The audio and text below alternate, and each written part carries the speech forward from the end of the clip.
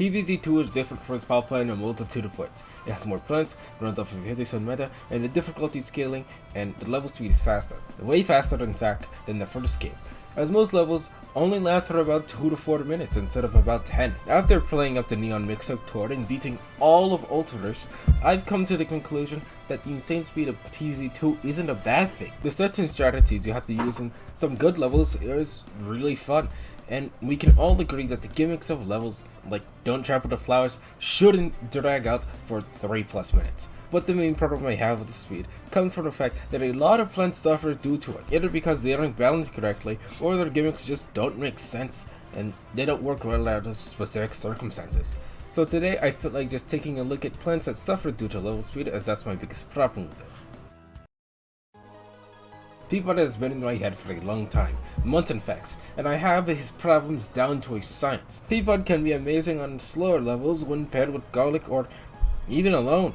Or it can be amazing on worlds like Wild West with its stupid minecart mechanic where you can just move it up and down if you want to. Though in most circumstances, he is the prime example of a gimmick that just doesn't work well in this game, and a balancing gray area as well. Peapod is as strong as a regular pea shooter unless you add damage on top of him, and maxing him out costs 625 sun. He had more than a winter melon bolt. I hear you say, you don't have to max and melt in order for him to be useful, and to this I say that I disagree. If you stick with 2 to 4 except for some extra space, why wouldn't you just use the repeater or a repeater instead? They do similar damage, Torch would work with them as well if that's what you want, and they will cost less than Peapod to get him up to that same level. 250 sun, for example, is a Peapod that shoots 2 peas instead of 1, versus just a 200 sun that would cost for 1 repeater. Peapod upgrading is also micro-intensive, as most levels are pretty aggressive and you have to focus on using instas and slows to stop the zombies from killing you, making it easy to forget that you even placed him in the first place, which could possibly make you lose. Plus, he's in what I'd like to call, or what I said earlier, a balancing gray area, which means that whenever they try to buff or nerf him, it's either too far or too much. Buffing anything about him, like his base fire rate, velocity, cooldown, or even damage, makes him better than all of the other search suitors basically, by a lot, due to his low cost and his gimmick of being able to be stacked on top of himself. And nerfing him would obviously destroy him further. Peapod is pretty much the reason as to why this video even exists, and thus is the prime example of how PvZ2's level pacing can destroy certain plants. Therefore, he will remain a plant that you just have. It would be like, wow, I got a new plant. Max the goat reliable. Everyone knows what Spikeweed is, and everyone knows that he's a pretty solid plant for certain strategies and levels. But Spike Rod is an awkward case. Though it deals double the damage of Spikeweeds and can take 3 hits from either things rolling out of their guards, the sun cost of it is 250 on level 1, which hinders its usage majorly. Unlike Spikeweed, where it costs 100 stun, which is cheap enough to cover the entire line, or at least 2 lanes by the end of the level, and also having enough regular attackers to do regular damage, so it does passive damage as well, which is just nice. The cost of 5 pieces of stun, or 250 stun, for a plant that only deals damage on 1 tile, even if that damage is high, is a bit unsustainable and pretty pointless. For that amount of stun, you could get better or quicker attackers, such as Repeater, Boomerang, Fume Shroom, or Red Stinger. Plus, it'd just be 50 cents cheaper than a 3-peater. One of the best plants I've had when stacked, especially with the help from Torchwood.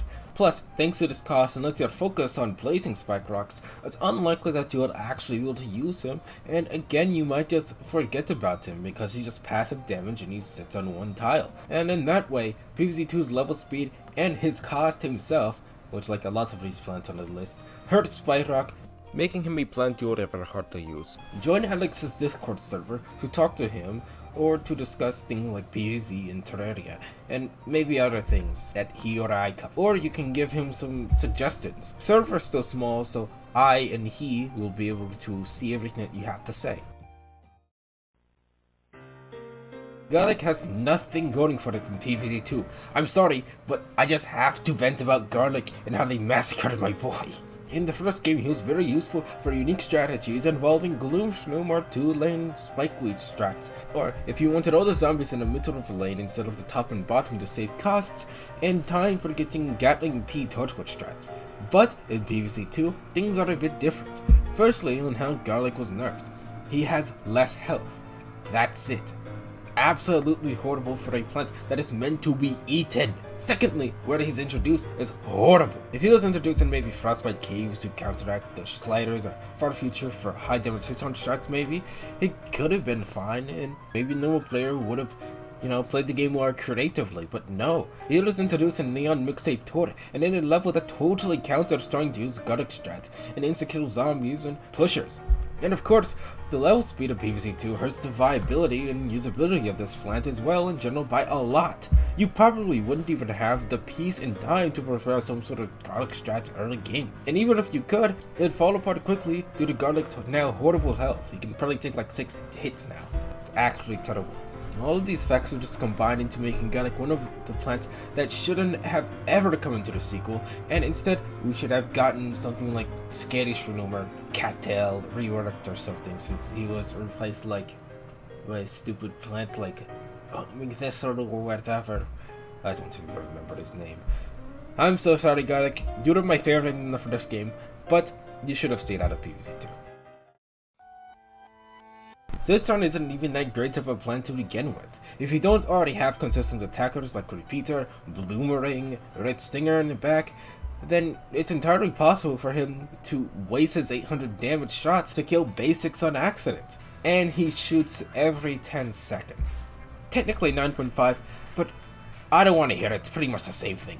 This means that as a support plant for high health single targets, Citron is nice. But due to the fact that for this to work you already have to place down solid attackers, plus thanks to high cost you may never get him out because you'd forget about it. And plus due to how fast levels move in this game, the likelihood of you just being able to throw that much stun, 350 stun, mid-game is pretty low. So pretty much take something that can maybe in theory be a solid option and add a ton of outside factors that conflict with it and you get Citron.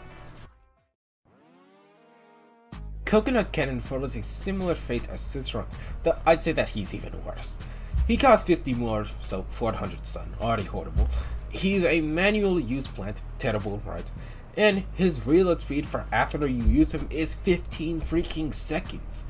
That is insane whenever we think about how fast some PvZ 2 levels are. Some only last for 2 to 3 minutes. The only thing he has going for him is 900 damage and a 3x3 explosion radius. And also, Cherry Bomb costs 150 stun. Not to mention that, again, he is a manual. Since most plants in this game are automatic, basically every plant in this game is automatic, in their use, manual plants in general are easy to forget about, since your normal plants would already be fighting for you. Plants like this usually complicate the mindset of normal players, and that makes them even more unappealing outside of being an already pretty bad plant. Of course, there are some solid manual plants, such as Magnifying Grass, and that's all I can think of. There just aren't that many great manual plants that I've gotten yet. In summary, Coconut Cannon falls flat due to multiple reasons. As I cost, the fact that he is a manual plant, and the level speed of PvZ 2 killed his chances of being a great plant. And even then, he's basically like a panic button with how I use him. Hey, I have a Coconut Cannon in my lane, and I'm just gonna tap on him and maybe it'll kill everything. Sometimes with a bucket head and he just absorbs it and I die anyway, because he sucks. I want to talk about Melon Pult to put into perspective on how bad Winter Melon Pult is, due to level speed and his absurd cost. OG Melon Point is a lobber that does 80 damage per shot with a 3x3 AoE radius.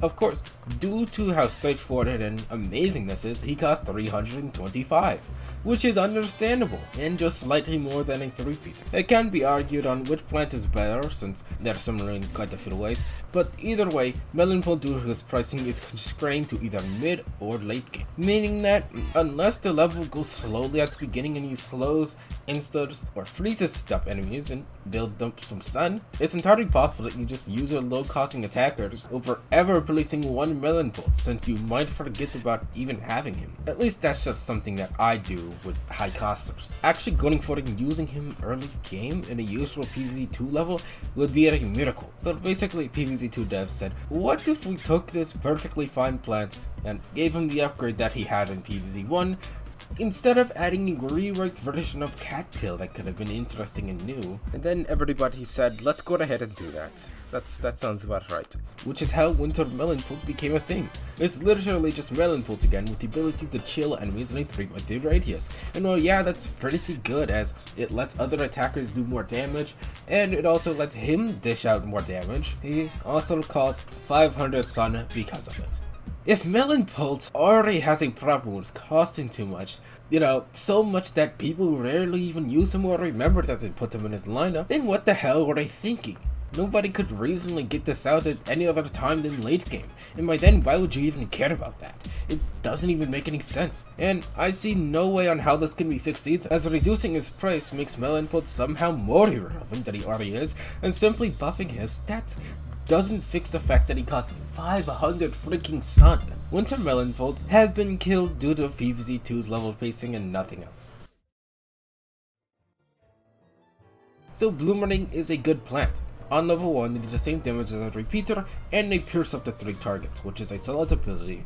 What it would be if they weren't highly replaceable very quickly. Thing about Bloomerang is that he costs 175 sun, meaning that he's in between the cost of plants that are Sonotale.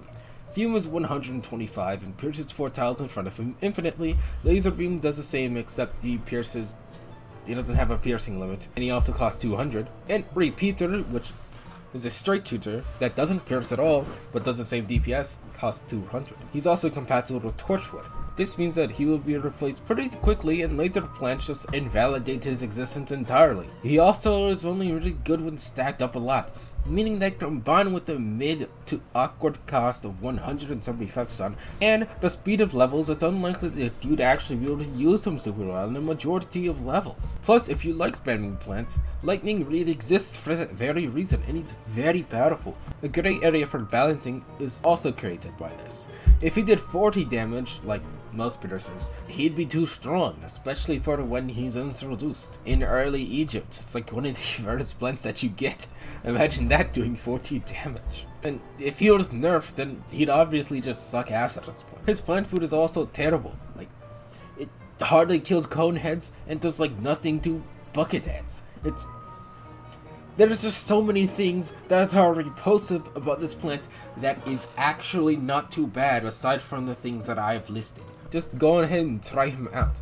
PvZ2's level pacing isn't an issue to me, as sometimes I find it kind of fun, but because of it, it totally invalidates the usage of these plants that I have listed, or at least makes some of them way more difficult to use. As most of the time when these plants are finally easy to get due to their high cost, the levels are hurty. Join my Discord, or Alex's, we're the same person, it doesn't matter. Like the video and subscribe for more PvZ2 modded and Terraria content. Thank you for watching, and remember, I just started it for